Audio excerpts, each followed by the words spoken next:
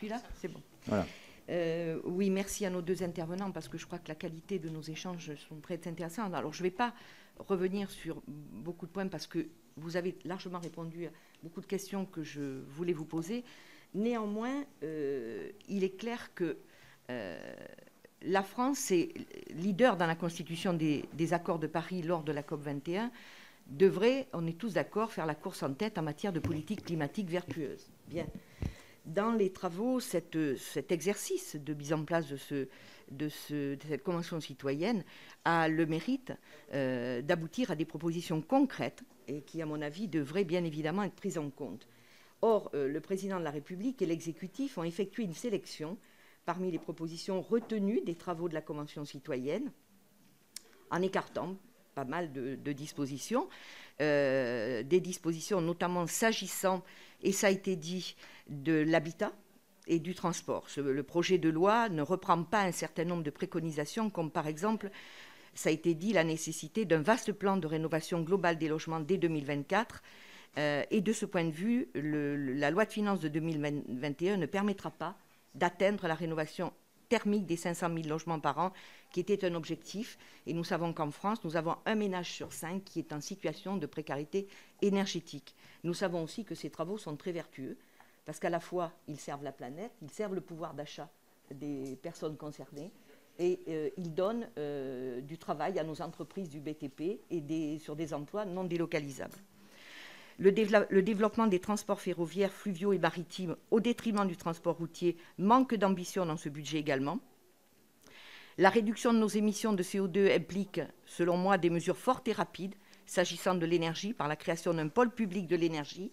Et il ne semble pas qu'à travers le projet Hercule, on s'oriente vers de telles dispositions. La volonté d'aider à la mise en place d'un modèle de production agricole qui conjugue l'impératif écologique et la nécessité de nourrir l'humanité. Ne pensez-vous pas que ces mutations sont indispensables à la transition écologique qui nécessite également solidarité et justice sociale? Elles sont incontournables, à mon sens, pour atteindre nos objectifs. Merci. Dernier intervenant, M. Pemsek. On va terminer nos auditions vers 11h, 11h10, pas plus tard, pour qu'on puisse passer à la deuxième audition. Merci.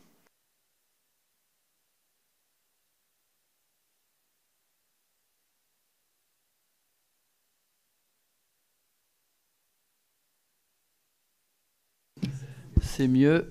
Voilà, pardon. Oui, je suis sénateur, mais également élu d'une commune de banlieue francilienne qui fait beaucoup de rénovation urbaine. Et nous sommes aujourd'hui confrontés à un problème pratico-pratique. J'ai bien compris que ce qui polluait le plus, c'était d'abord les transports et ensuite l'habitat. Or, nous sommes dans une politique de rénovation de l'habitat au Plessis-Robinson.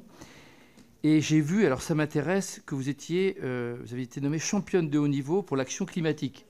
Et je voulais savoir si vous étiez en mesure de relever un nouveau défi, celui de notre ville, et de nous aider à faire en sorte que la haute autorité environnementale, la police de l'eau, la DRI, les gens passent et des meilleurs, tous ces organismes qui encerclent notre bon préfet des Hauts-de-Seine, puissent arrêter de nous emmerder, pour être clair, et nous permettre d'avancer à détruire ces 1000 logements qui sont des vrais passoires énergétiques pour atteindre vos objectifs qui sont, en 2030, de réduire de 40% la pollution. Nous sommes un chantier exemplaire. Nous densifions en zone dense, déjà. Nous reconstruisons la ville sur la ville pour éviter d'étaler la ville à l'infini. Et en plus, nous réduisons les zones imperméabilisées. Donc nous sommes pile poil dans le sens de l'histoire et des exigences de l'État. Et en plus, on fait de la mixité, puisqu'on détruit des logements sociaux pour les reconstruire. Mais aujourd'hui, ils sont moches et des vrais passoires énergétiques. Donc voilà, j'ai besoin d'un petit coup de main, chère madame. Est-ce que vous pourriez m'aider? Merci. Si je comprends bien ta question, c'est un tort d'être vertueux trop tôt. Et je vous laisse répondre, merci. Bien, je vais essayer de répondre à certaines questions, mais de toute façon, peut-être en rappelant un point important, c'est qu'en principe, d'ici la fin du mois de février, on réunira les citoyens de la Convention citoyenne pour qu'ils expriment collectivement leur jugement, à la fois, bien sûr, sur le projet de loi qui est sur la table maintenant, sur les dispositions du projet de loi de finances rectificative et du projet de loi de finances 2021, et des règlements qui ont déjà été passés depuis le mois de juillet. Donc, Jean-Pierre Cabrol va revenir, hein, parce qu'il y a beaucoup de discussions entre les citoyens déjà, hein, pour se faire ce jugement, mais il y aura un moment particulier de jugement spécifique.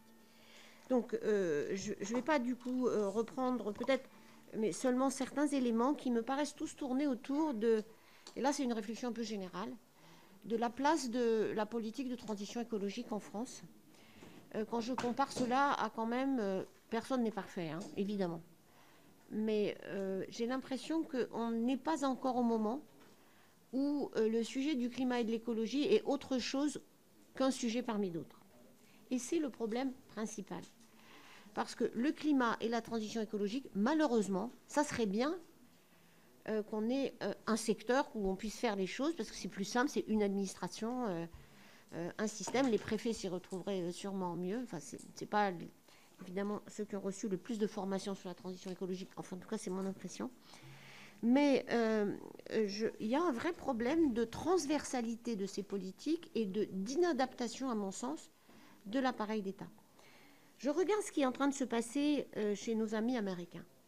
Il se trouve que je connais toute l'équipe qui s'occupe du climat aux États-Unis, à la fois dans la politique domestique, la politique internationale, la politique des États, l'énergie, bien sûr. Et on a là un système qui va évaluer toutes les politiques, les règlements, les projets de loi, la finance, parce que c'est en lien avec aussi le budget, qui va évaluer toutes les politiques à l'aune de l'objectif du climat que le président Joe Biden a annoncé.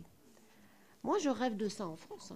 Je rêve qu'on ait un endroit où, et c'est ce que d'ailleurs nos collègues du HCC ont recommandé, qu'il y ait une évaluation ex ante au moins, un endroit, et ce n'est pas au Conseil le climat de vérifier les politiques, c'est une partie de l'administration du gouvernement qui regarde les conséquences de chaque projet de loi et de savoir si ça va dans le bon sens. Parce qu'il n'y a pas de miracle.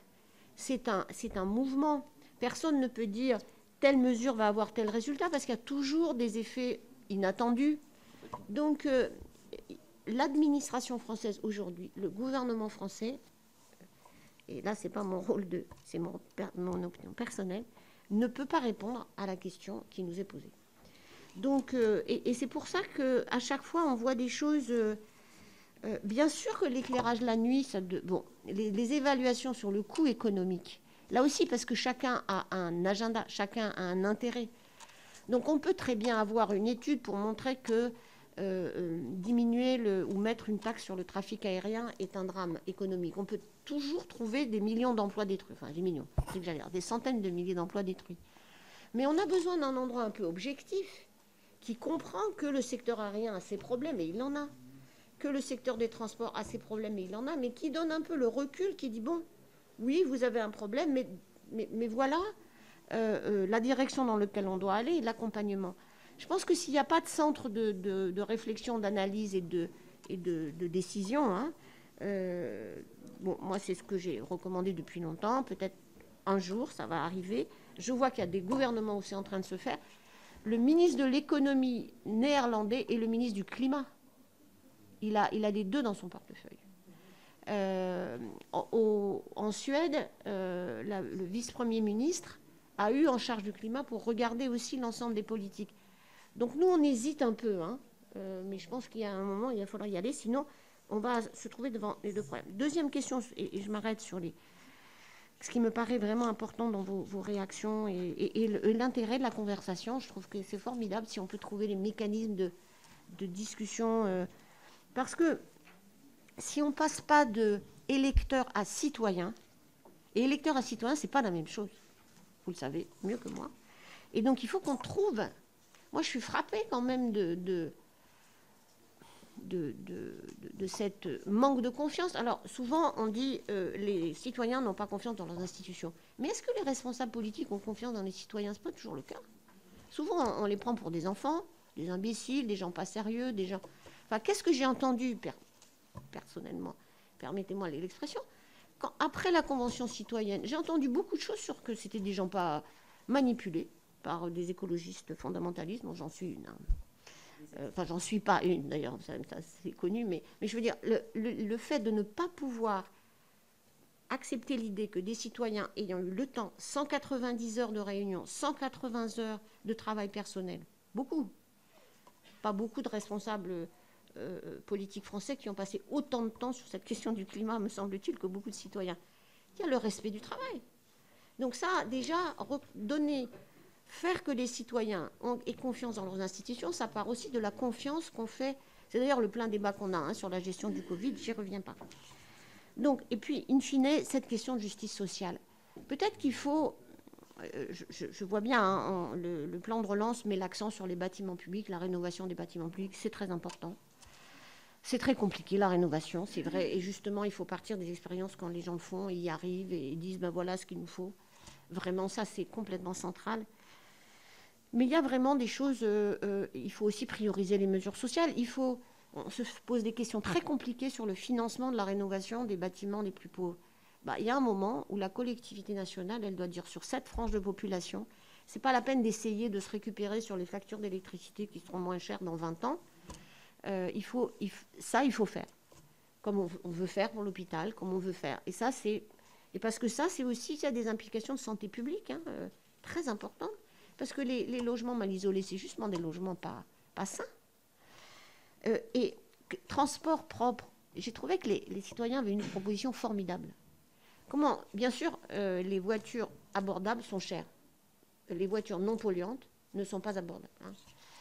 Donc, ils ont proposé un truc très intéressant, un leasing pour les ménages les plus pauvres, un leasing évidemment subventionné pour des véhicules propres. Ça commence à faire changer dans l'esprit de tous le fait que l'accès à l'alimentation saine, au transport zéro carbone, c'est pas juste les bobos parisiens. C'est comme ça qu'il faut qu'on change. Et donc peut-être que oui, il y a une politique de ciblage des soutiens à cette transition écologique qui doit prioriser. Et c'est ça que les citoyens ont fait entendre et qui, pour l'instant, on est encore probablement dans c'est trop cher. C'est comme la TVA pour le train. J'ai discuté avec le directeur de la CNCF il n'y a pas longtemps et vous avez sûrement le faire, vous l'avez fait. Bon, oui, ça coûte de l'argent. Mais peut-être que c'est un très bon investissement. Donc voilà, mais je m'arrête et je laisse.